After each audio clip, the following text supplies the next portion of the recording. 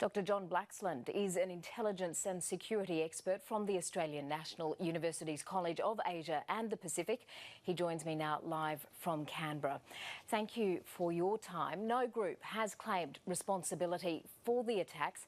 Who do you believe could be behind them, and what would be their likely motivation? Well, the most likely candidate, Kirsten, is the insurgent group from the deep south of Thailand. While they have a modus operandi of not actually claiming responsibility for their actions, their tactics also are very similar to the ones we've seen on display in Hua Hin, the city that has the royal palace known as Glai Gangwon, which means far from troubles, which of course is not what it is now. It's really quite troublesome. And this is something that the Thai authorities are going to be quite concerned about, because for a long time the insurgents in the deep south of Thailand have kept themselves pretty much to the deep south. But if this is a manifestation, which we're yet to see proved, but if this is a manifestation of them stepping outside of those bounds, this does seem to be, if that's the case, an indication of their frustration at the political impasse over some kind of resolution in the deep south. And that's particularly disconcerting. Do you think this has something to do with this week's vote accepting a military-backed constitution in the country? Look, it's possible. It's really too early to say because, as I say, nobody's claiming responsibility, and the tactics can be attributable to the South, but they can be attributable to a range of groups that have a grievance with the government and with the people in Hua Hin. Now, but the tactics are those of disruption. They're the tactics of wanting to upset the apple cart, wanting to disturb the popular perception and to rankle the government. So it's a possibility that it's related to that. My sense is that this is probably, like other incidents we've seen further in the south of Thailand, linked to, but maybe rogue elements of insurgent groups in the deep south. But as I say, while the tactics speak to that being a possible contender, we are yet in a position to really say authoritatively which way it likely is.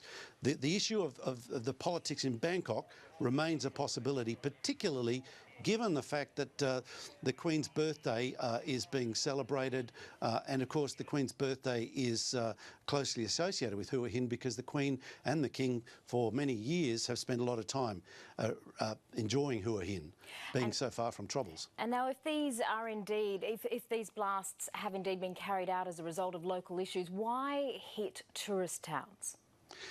Well, this is the crazy thing, you know. You'd think if it is the insurgents, people for a long time have argued, why don't they have a manifesto? Why don't they articulate clearly what they want?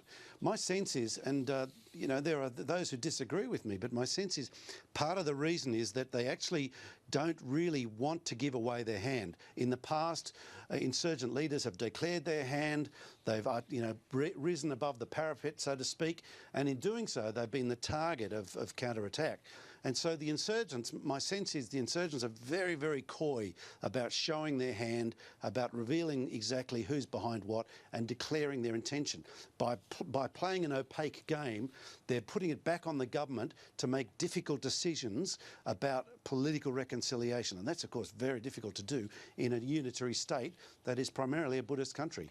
Well, let's talk about the ongoing security situation now in these areas. What advice would you give specifically to Australian tourists there at the moment? Look, it's hard to say, but my sense is most people can be confident that this is probably a one-off. We have seen a one-off in another resort town, island of Koh Samui last year. It wasn't followed up with another incident. This is outside of the realm of where insurgents normally like to operate. This is probably not somewhere where they can sustain a campaign. My sense is that this is probably, you know, I may well be proven quite wrong here, but my sense is, given my experience and my insights on this, is that it's probably a one-off, and that most people can be confident that they can continue on doing what they've been doing normally for a while now. Hua Hin is a very popular tourist destination. It's very popular with people from Bangkok. It's popular with expats from around the world as well. And one of the things about Thailand, it's a very attractive place to visit, and people take a fairly sanguine view of these things. This isn't Syria. This is not a major catastrophe. This is a one-off in 2 incidents, but very small little incident inside the town of Hua Hin. If we were to see a pattern of this, then of course the assessment would have to change. But as I say, I think at the moment we can be confident that the authorities will be onto this, and that this is probably not likely to be repeated in the near future. Dr. John Blaxland, good to get your views tonight. Thank you. My pleasure, Kirsten.